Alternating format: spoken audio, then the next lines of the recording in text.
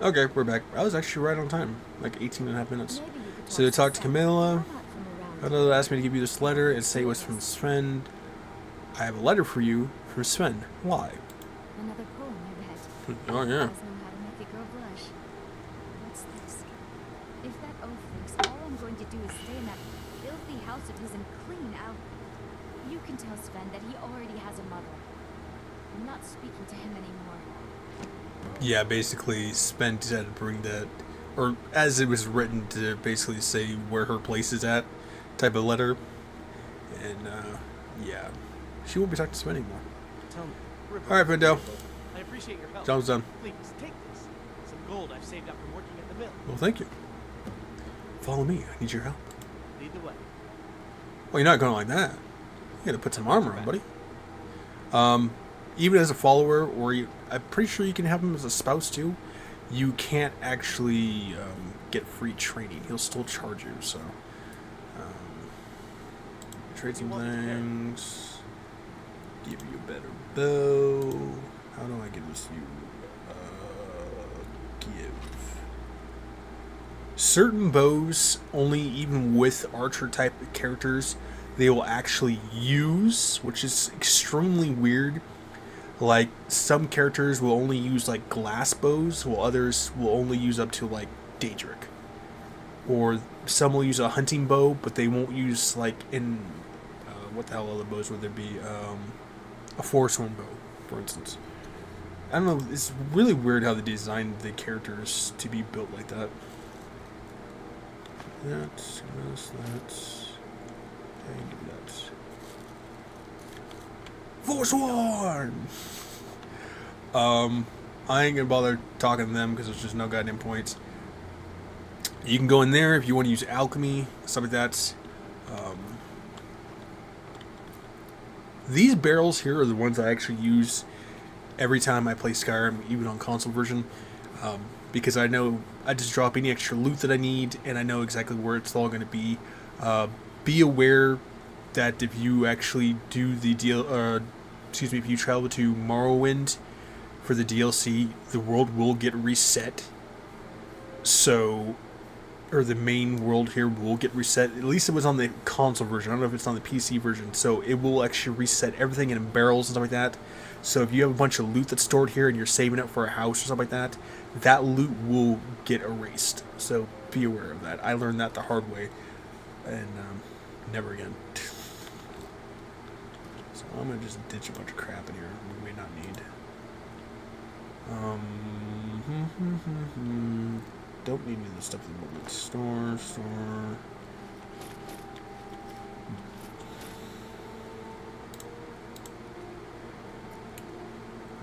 That.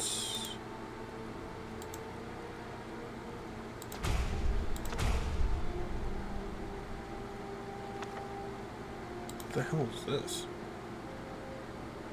Because that's new. Huh. No, what? Yeah, what the? Oh, because I didn't scroll, that's why. Still used to mouse and keyboard here.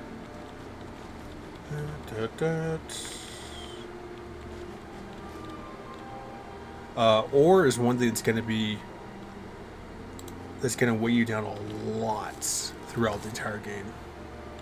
The one thing that's going to really sneak up on you when it comes to carrying weight is resources. Or in this case, ingredients. So just be aware of that.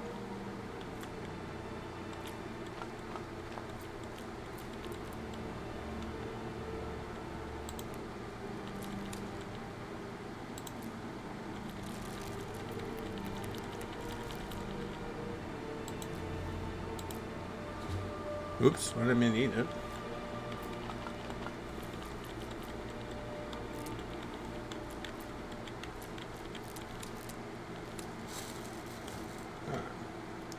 So that gives us a little magic resistance, or gives us boost of magic, or some crap like that. Let's go mess around in one of the... technically one of the best areas. If you plan to be a melee character, especially two-handed, I'll show you an area where you can actually get the best enchantment gloves in the beginning of the game. Hello, Mr. Elk. Normally, I would take you out, but I have no interest.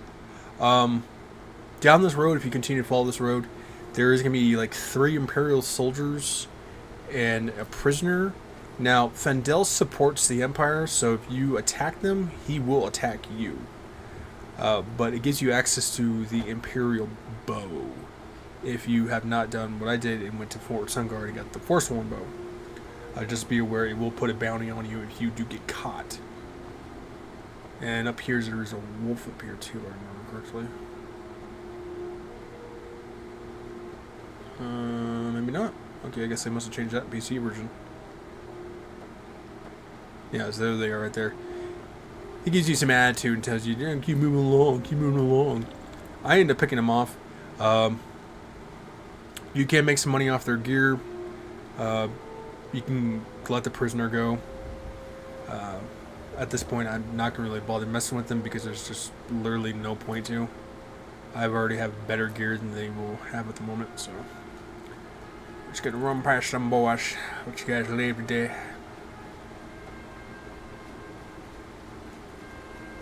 Okay. Grab all these ingredients. Oops. Keep thinking shift is crouch. Oh, hello, Mr. Butterfly. Every time I see a butterfly, I think of Bug's Life, the caterpillar. He's all happy and joyful, and somebody's like, I'm a beautiful butterfly. Shit's hilarious. Oh, Mr. Wolf. Goodbye. What do we get here? Shoulder shot, you're living. Oops, what is that now? But he is not going to be walking very well. You definitely need another shot or two.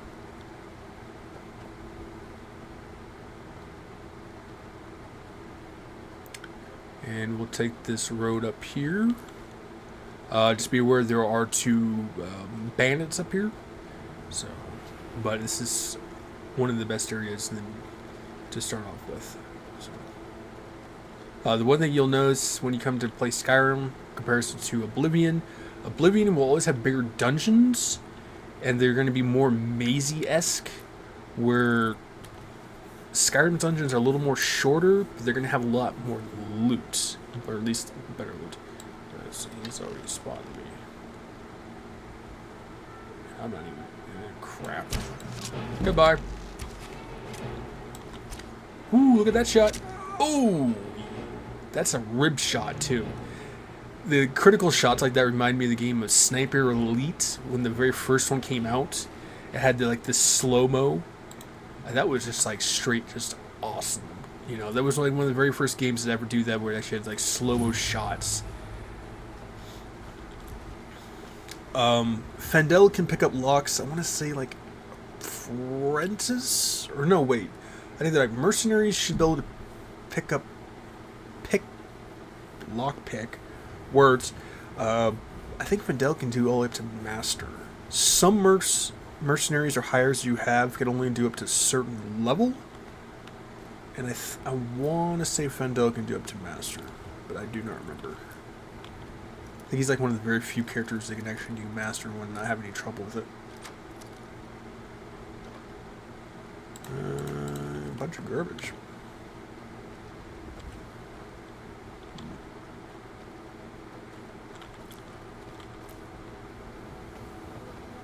What do we got here? That's right into your rib, so that's actually like a side stomach shot, I would have to guess. My people who know any doctors, RNs in here, let me know. It'd be like a stomach shot or a kidney.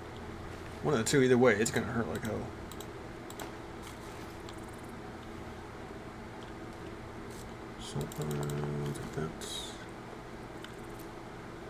And now you have the option here. You can actually do the commentary, and he'll ask you, "Hey, are you, blah blah blah, whoever the hell is on watch?"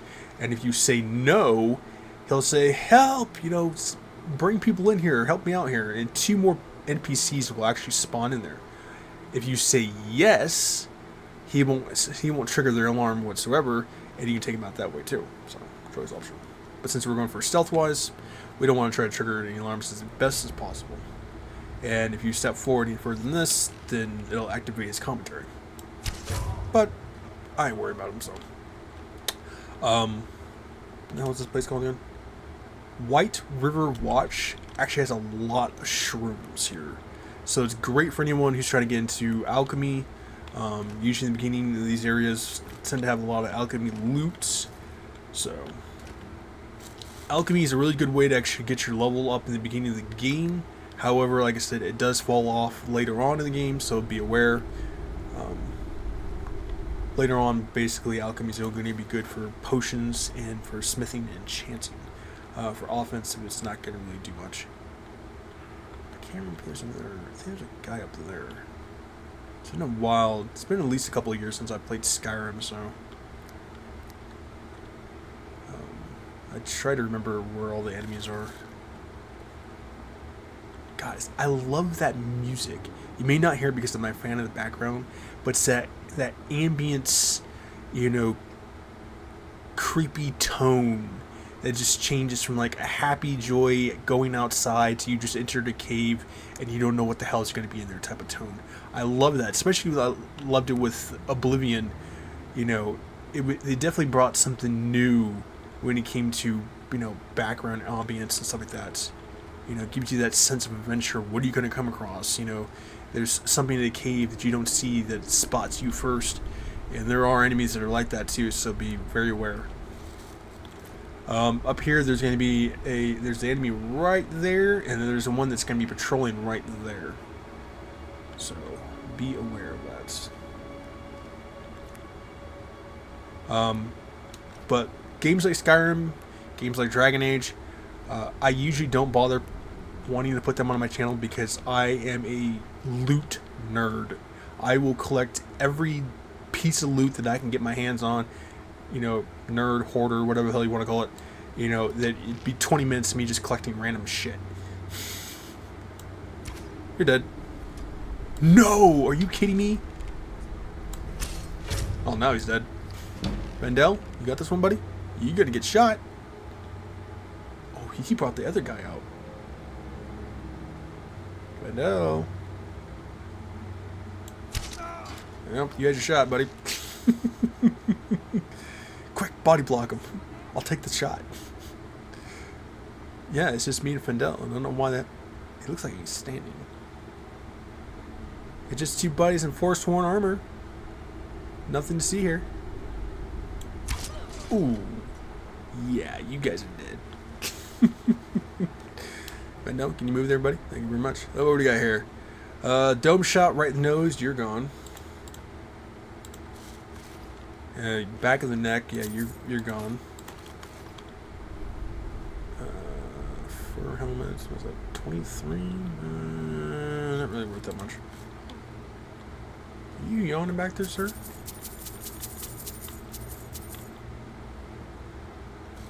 Clothes, that crap. When it comes to Thieves Guild and Dark Brotherhood, I have in the description below. I eventually will be doing Thieves Guild later on in the game. Just not at the moment. And Dark Brotherhood, there is a glitch, at least on the console version. You're going to hear me comparison to the console version, the PC version. In the console version, there is a glitch where you talk to the Jester guy, or you actually go into the Dark Brotherhood mother's coffin, and you hide in there. And then there's the Jester, and he starts rambling on, and then it'll fade to black as for him to actually open the doors. And sometimes the game will actually glitch and it'll just freeze within that loading screen area and not bother loading at all. And I don't know what it is, and I've had it happen several times on the console version. So what do we got here? You took another rib shot. That's probably a kidney. I don't know where the hell the liver. That's an intestinal shot. You'll live, but it'll hurt.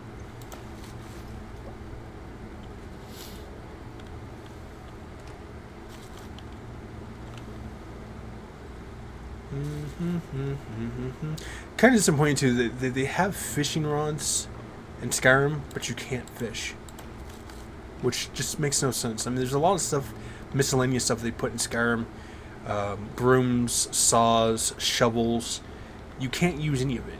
You can collect it and sell it, but you can't actually use any of it, which is fairly disappointing. Like I said, it's little things like that. I wish they would have taken an extra year or two to actually implement into Skyrim. Around the corner here, there's going to be a cage. There's going to be like 2 guys there, and I think like 1 patrolling up there. They're rambling on about a wolf you can actually let out. Oops.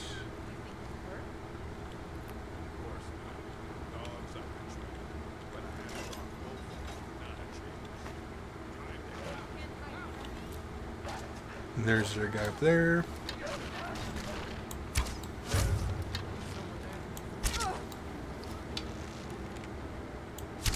He was right up on me too, and he did not detect me to the very last moment. Ooh, you little bastard!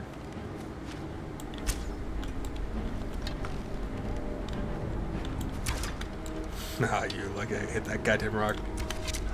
Ooh, we don't get the shot. Oh yeah, he got shot in the head. He's dead. But as you can see, he ran up on me, almost at a full eye bar, and did not see me. One of the perks of playing a stealth character. It's slow. You know, most people like the action. You know, so they'll choose a mage or just a straight melee character. But stealth is so broken in Skyrim. You know, if they would have made a multiplayer for Skyrim to the point where it allowed PvP, stealth characters would dominate the game. They would have to make melee characters extremely bulky with a lot of health, a lot of defense. Mages wouldn't even really stand a chance unless you actually were making a conjuration mage, because even with destruction spells, if you can't see where the shot is coming from, you know, if they made these stealth characters invisible to the other person's POV, I mean, you would just get annihilated. There would be literally no way for a mage to stop a stealth character from just continuously critting you, even with something like Ancestor's Wrath that the Dark Elves have, which coats you into like this fire type of armor, like shroud.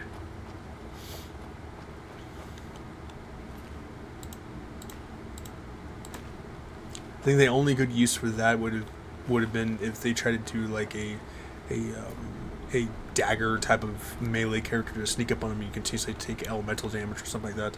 I think they'd be a really major shot with, you know, stealth characters using bows, because it's based off your bow damage and your arrow damage.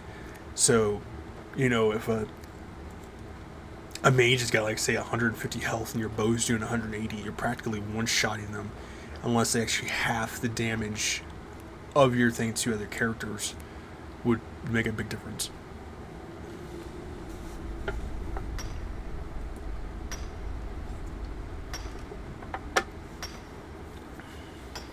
Start drinking Arizona tea again.